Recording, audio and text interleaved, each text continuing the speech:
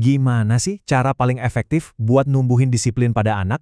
Seringnya yang kepikiran kan aturan atau malah hukuman. Tapi gimana kalau ternyata kuncinya itu sesuatu yang jauh lebih kuat dan positif? Nah, kali ini kita bakal bedah bareng-bareng gimana caranya apresiasi bisa membangun disiplin yang tulus, yang benar-benar datang dari hati.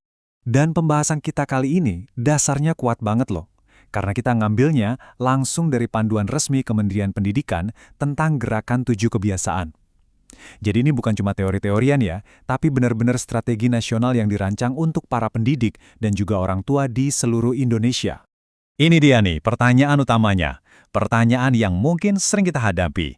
Gimana caranya kita bisa bikin disiplin itu muncul dari dalam diri anak?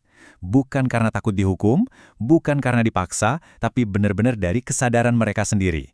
Ini tantangan, tapi sekaligus juga peluang besar buat kita semua. Oke, sebelum kita ngomongin cara-caranya yang praktis, kita perlu tahu dulu nih pondasinya apa. Kenapa sih pendidikan karakter ini sampai jadi gerakan nasional? Ini bukan cuma program tambahan biasa di sekolah loh, ada visi yang jauh lebih besar di baliknya. Dan ini dia visinya. Tujuannya itu nggak main-main, menciptakan generasi emas Indonesia. Generasi yang bukan cuma pintar otaknya, tapi juga kuat karakternya, mandiri, dan penuh tanggung jawab. Bisa dibilang, ini adalah investasi jangka panjang untuk masa depan bangsa kita. Terus, gimana cara praktisnya buat mencapai tujuan sebesar itu? Nah, jawabannya ada di 7 kebiasaan hebat. Yuk, kita lihat satu-satu. Apa aja sih pilar-pilar utama yang jadi kuncinya? Nah, gambar ini ngerangkum semuanya. Keren ya? Tiap gambar yang lucu ini mewakili satu kebiasaan penting. Kalau kebiasaan-kebiasaan ini dibangun terus-menerus sejak kecil, ya inilah yang bakal jadi fondasi karakter anak yang kuat dan mandiri nantinya. Yuk, kita rinciin ke 7 pilar ini. Ada bangun pagi, beribadah, berolahraga, makan sehat, gemar belajar, bermasyarakat, sampai tidur cepat. Kelihatannya simpel banget ya, cuma rutinitas harian biasa. Tapi justru dari konsistensi melakukan hal-hal sederhana inilah, disiplin yang sesungguhnya itu mulai tumbuh. Sekarang kita masuk ke bagian paling seru, gimana peran guru di sini. Salah satu senjata paling ampuh yang dimiliki guru itu ya kata-kata. Kekuatan sebuah pujian, apresiasi yang tulus, itu bisa jadi bensin utama buat motivasi seorang anak.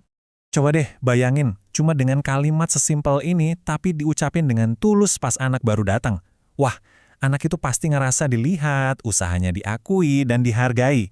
Pengakuan kayak gini jelas jauh lebih nampol buat ngebangun kebiasaan baik, dibandingin omelan karena telat kan? Terus, kapan waktu yang pas buat muji? Nah, panduan ini ngasih tahu momen-momen emasnya. Bukan cuma pas mereka berhasil ngerjain tugas loh, tapi juga pas mereka berani coba hal baru, walaupun hasilnya belum sempurna. Atau pas mereka bantu temannya, pas mereka aktif di kelas. Setiap momen ini tuh kesempatan bagus banget buat nguatin perilaku positif mereka. Apresiasi ini juga bisa kita naikin levelnya, jadi apresiasi sosial. Caranya, pilih anak yang udah konsisten, terus minta dia cerita di depan kelas tentang pengalamannya. Ini bukan cuma bikin anak itu bangga, tapi juga bisa nimbulin efek domino. Teman-temannya jadi ikutan terinspirasi. Tapi, apresiasi itu nggak cuma soal kata-kata ya. Biar anak-anak tetap semangat, kita butuh cara yang lebih kreatif, lebih terstruktur, dan yang pasti harus seru. Yuk kita intip beberapa idenya. Pernah dengar istilah gamifikasi? Nah, ini salah satu metode yang asik banget. Intinya, kita pinjam elemen-elemen dari game, kayak stiker atau cap lucu, terus kita pakai di catatan harian mereka. Tujuannya apa? Biar nyatet kebiasaan itu nggak lagi kerasa kayak tugas, tapi jadi kayak main game yang seru.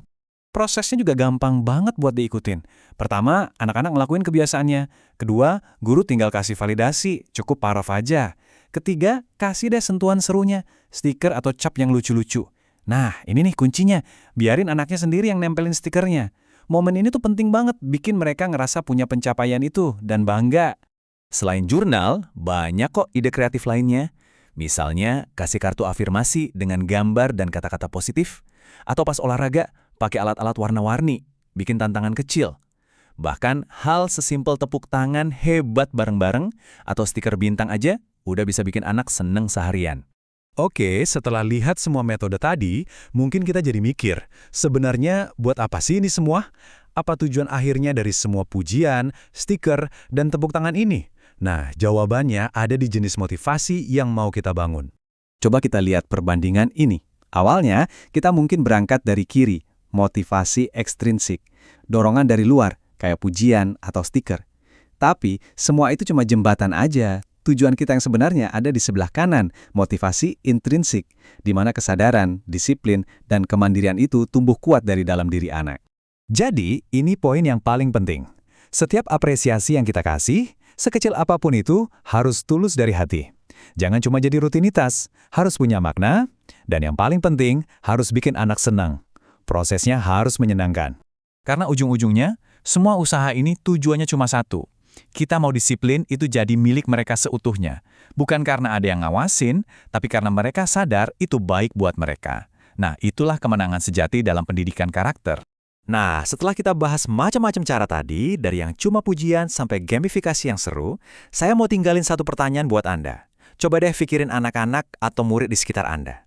Kira-kira dari semua ide tadi, metode apresiasi mana nih yang paling pas dan mau Anda coba terapkan pertama kali?